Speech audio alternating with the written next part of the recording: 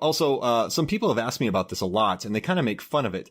But I love the song that Deep Blue, LL Cool J has for this, like Deepest Bluest My Hat Is Like a Shark Fin. I mean, it's really not a great song, but I love that it's there. It's like Hansel and Zoolander says about Sting, you know, like I appreciate that he's still making music. You watch the video, it's just LL getting sprayed by water hoses, looking jacked and being surrounded by women. It's very 1990s. But I don't know, man, who cares? I love it. Deepest Bluest My Hat Is Like a Shark Fin. I mean, it's unironic. It's hammy, but I think it's just done fun. I think it's too easy to make fun of. And I definitely enjoy that scene. There's a nice hug between Michael Rappaport and LL Cool J. I kind of love that scene. But this is also another really well done scene that we're watching where, I mean, you watch a lot of these movies like Resident Evil. There's been a lot of these underwater scenes in movies. But what this does well is right now you know the sharks are in the corridors. So you have that coming. You know that there's one shark that can fit inside those corridors, and it is in there. So you have these two swimming. And I think that the shark is actually following them. Like, these sharks want them to do exactly what they're doing, which I kind of love, which is pretty brilliant.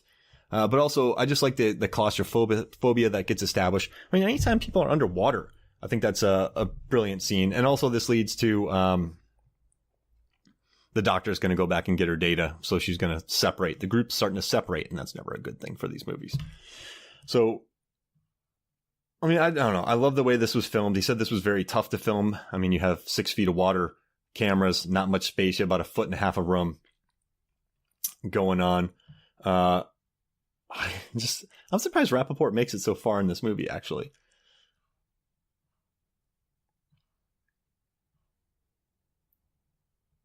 I mean, I guess when Deep Blue Sea 2 was announced, I mean, it's a terrible film, but I mean, everyone wrote about it. People are really excited about it, and I don't recommend you watching it, but I think that's another thing of how this movie's lived on. I think it's been a success. Also in here, if you remember the set from earlier, which, you know, with the giant glass, they went and filled that entire set that they were in is now completely underwater. Really well made. I kind of love how they did that. Just dropped it right into those 35-foot tanks. No wonder this movie had a $100 million budget. Thomas Jane's actually down there swimming.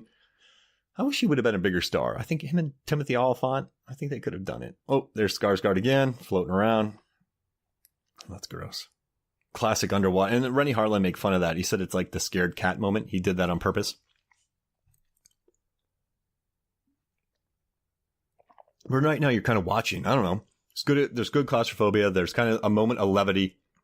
You know, normally these moments of levity are also followed by a lot of tragedy. But I also love that Rappaport is like, what the fuck is going on? Like, I don't know. I like that they never... In this movie, I think sometimes people's reactions don't live up to the situation. But I like that that these people are genuinely shocked. And when they learn that their smart shark's hurting them, they're baffled.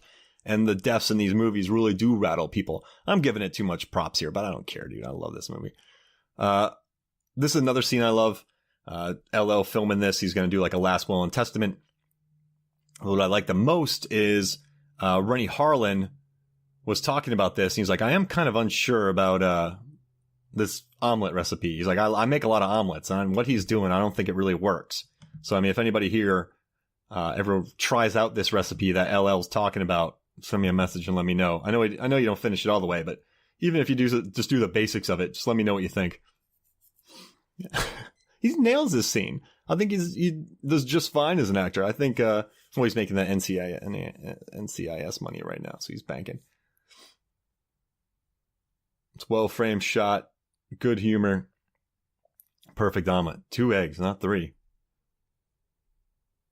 Wait, you don't add milk? I add milk for density. What does he add? See, now I want to know more. Perfect omelet with no milk. How's that? You can't even put salt and pepper until I don't know, whatever.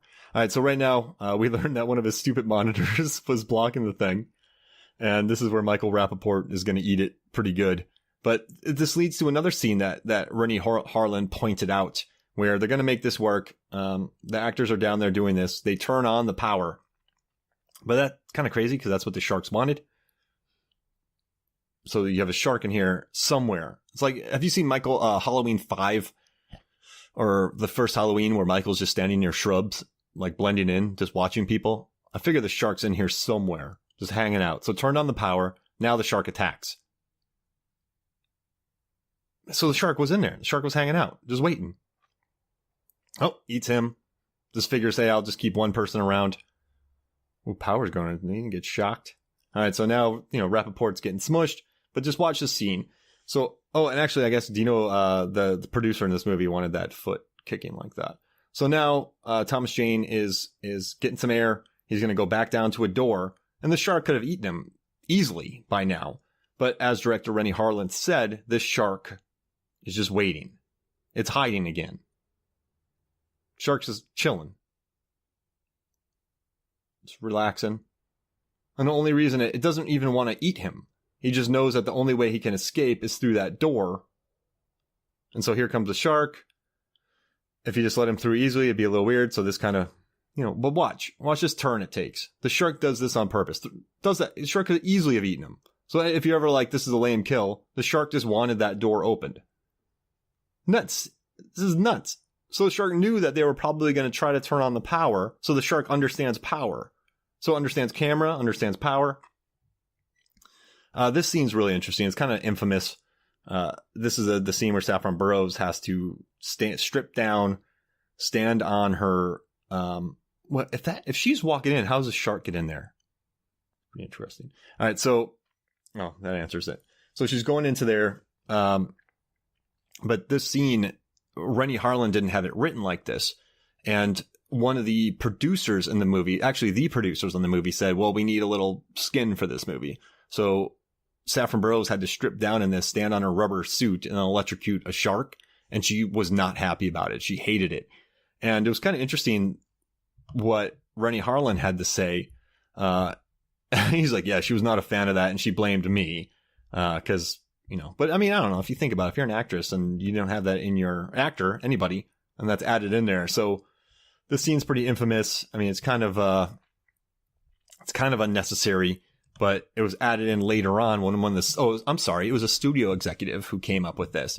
Renny didn't like it. I mean, Renny was annoyed. He's like, yeah. How could a woman fight a creature with clothes on? And he's like, so he doesn't like the scene. During the commentary, you could tell that he kind of despises the moment.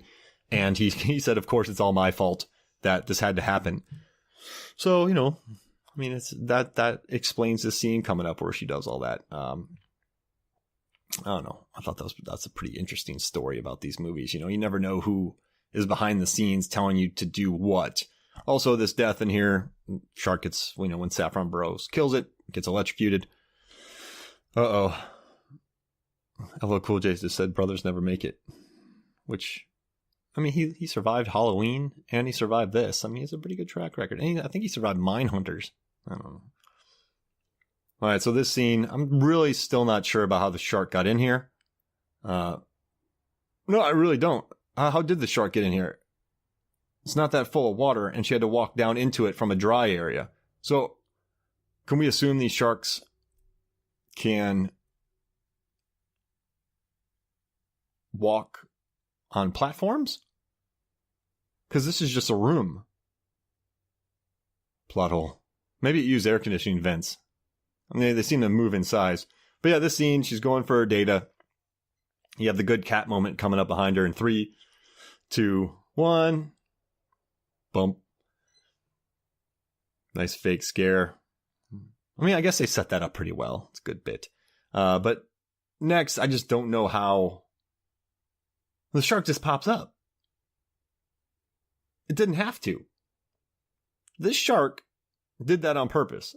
And if you look, honestly, all right, I'm gonna have to map out this thing because there's no way the shark could have swum in there because this is an individual room with one door in. The door she walked into was dry. So yeah, the shark had to have flopped on. Oh, geez Louise. The shark had to have rolled? Like, how did it get into the water without her knowing? All right, so basically what the scene is, she's in here by herself. The shark's chasing her. Rennie didn't really talk about this much. He said that they had to set up the room with enough obstacles so the shark couldn't get her immediately. But I think the shark, once again, is just playing games. It does the kind of boo moment right here. I mean, this shark could have easily have jumped out. All right, I gotta... if you're watching this movie with me, check out these rooms. Let me know if the shark could have come in somewhere else. Or if you're in your car, fast forward to this moment. If you're still with us, fast forward to this moment and let me know how the shark could have gotten in here. Of course, the power's still on. They did turn it on. Wait, so those sharks chased them into the room to turn the power on. They turned the power on. And because of that, and here's the infamous scene. Safran hated doing this. They turn the power on, and because of them forcing them to turn the power on, this shark gets electrocuted. So once again, they're successful in what they're doing, but two of them have died from hubris. So these sharks are really full of themselves. And plus, this shark swims mouth open into a electrical thing. Maybe they're just not good at it yet. Maybe they're super smart, but they're not super killers yet. They don't have much experience with it. I don't think the shark's really... Oh man, that thing just tore up a desk. Nope, there it goes. What a weird scene. I mean, the shark looks cool. That shark... So in this scene, if you look up, that shark jumped through the ceiling early on when they were doing that, since it was so powerfully set up. When you watch those, they look like metal poles, but a lot of them are 2x4s. So the shark jumped straight up in the air and wrecked the set, and they had to repair it because it had tons of stuff floating around. One interesting thing about this movie, in the Resident Evil films, they did an underwater scene in the fourth film. And what director Paul Anderson didn't anticipate was the paint that they used would break off when filled with water. So it made the water really murky when he originally wanted it really clear. So I wonder how they painted these sets and still got that crisp look of water that wasn't in the commentary. But that's another really kind of cool thing to think about, is how they were able to get that done. So we're almost there. Oh, so she came through that door. Never mind. We figured it out. It came through that door. So the shark came in through the side door. Showed the fin. I guess this is the one line I don't like in here. He's like, can I interrupt this moment of burgeoning intimacy? It just feels too written. Such a written moment. So we're almost at the end of this movie. This is another set that Renny Harlin hated. He said the actors hated it. He talked about October. He said when they're shivering here, they really do have chicken flesh or chicken, whatever it is. Random thing. Renny Harlin was saying that during the scene, there's a close-up of Saffron Burrows' feet as she is walking into the water. And I guess in a lot of his other movies, even with just, male or female, he does a lot of foot shots like Quentin Tarantino. So someone asked Renny once if he has a foot fetish, and Renny was pretty self-reflective, and he said, I'm going to have to think about that for a while. He goes, because I guess I always do show feet. He just said he likes to show them walking around. So that's good detail. Seemed pretty squirrely to me. Maybe it's a Finnish thing. He also snuck in a Finnish flag into this movie. It's during the scene where Rappaport and LL Cool J hug. So that's another trivia for you. All right, so this movie, Screen Junkies, they did their honest trailers for it, and they said it's one of the first Christian shark movies, because there's just a lot of praying, and they call them demons, and it's pretty ridiculous, but I don't know, I kind of like that Preacher does this. I love that Preacher stabs a great white shark in the eye with a cross, and he gets bit by a 26-foot shark and not ripped in half, and still can survive. Originally, Saffron Burrows, it was originally supposed to be Saffron Burrows and Thomas Jane living, but test audiences hated it so much that they ended up wiping out Saffron Burrows. I don't even think she knew. I think she didn't even know that her character got killed off because it was CGI. So she ended up getting killed, and it ended up being LL and Thomas Jane living, which I'm hoping Meg 2 is about them, Thomas Jane and LL Cool J, teaming up with Jason Statham and their crew to hunt down other Megs. Because why not? I mean, Deep Blue Meg C 2. Oh man, that'd be amazing. It will never happen. But just imagine if Thomas Jane and LL Cool J pop up in Meg 2. I mean, it made 500 something million, so they're going to make a sequel. Yeah, so right now they're going up. I do think... I'm still not sure why the shark doesn't... Well, Where is the large shark right now? All right. I decided after watching this movie, I'm going to break